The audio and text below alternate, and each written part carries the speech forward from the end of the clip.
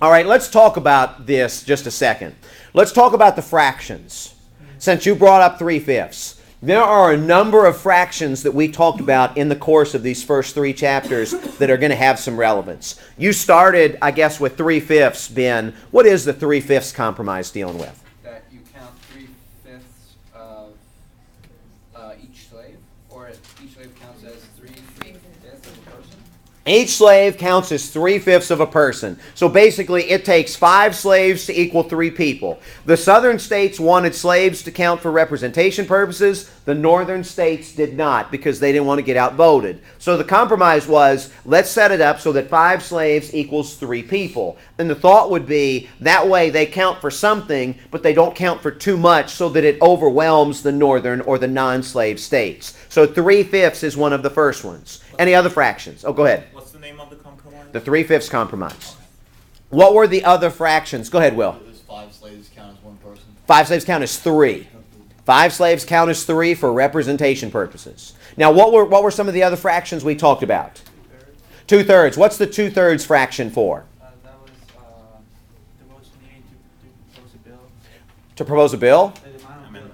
To propose a constitutional amendment. You need a 2/3 vote of the Congress. And for our purposes, that's a primary way that the Constitution gets amended. 2/3 vote to propose an amendment by the Congress. And then 2/3 came up in another way. Go ahead. 2/3 of the states to ratify the amendment. 3/4.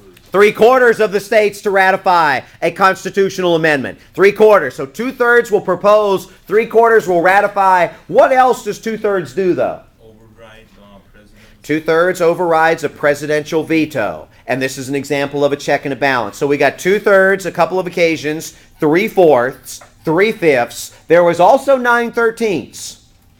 That was the colonies, right? You had to have at least nine votes out of 15 to get something passed. Okay, back under the Articles, it all had to be unanimous. Yeah, But you're on the right track. There was one thing that was about the There was one thing that required 9 of 13. Passage of what? Passage or ratification of the United States Constitution required 9 of the 13 original colonies. So that would be 9/13. So those are the fractions in a nutshell. Wait, 9/13 is what? 9/13 is the number of colonies required to ratify the United States Constitution. And it was controversial because some people argued it should have been 13. It should have been 13 of 13. It should have been unanimous because of the fact that the Articles required everything to be unanimous. While y'all are thinking, and just to kind of change pace a little bit, and let me put down this camera for just a second. What you'll end up seeing here in the first chapter, there were a number of articles. The first one, Catholic school teacher. Pay good attention to that one. We spent a good amount of time in every class in reference to the Catholic school teacher.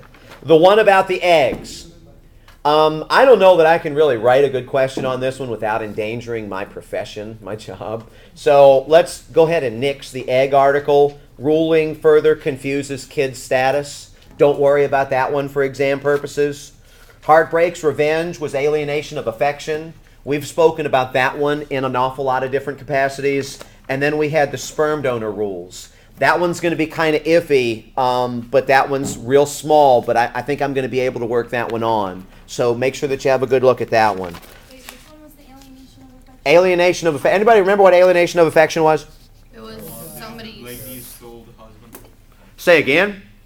There was some I don't remember the exact. The guy name, but- cheated. Yeah, the guy cheated. The wife sued the girl. Okay, it's a law in 7 states, and basically what you've got here is, in the article, the woman cheated on her husband, and it allowed the husband to sue someone. Who was he able to sue? The guy. He was able to sue the guy that she cheated with. Why? What did he do? He took property, he took her affection away, which violated a what? Which violated the marriage contract. So you could actually sue under alienation of affection for damages. This was Heartbreaks Revenge, Sarah, was the title of this.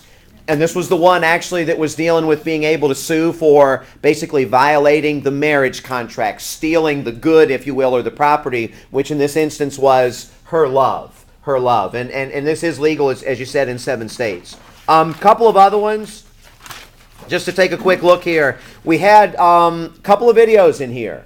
We had the first one actually was the sound clip dealing with President Roosevelt's speech. Remember Roosevelt's speech? What was left off?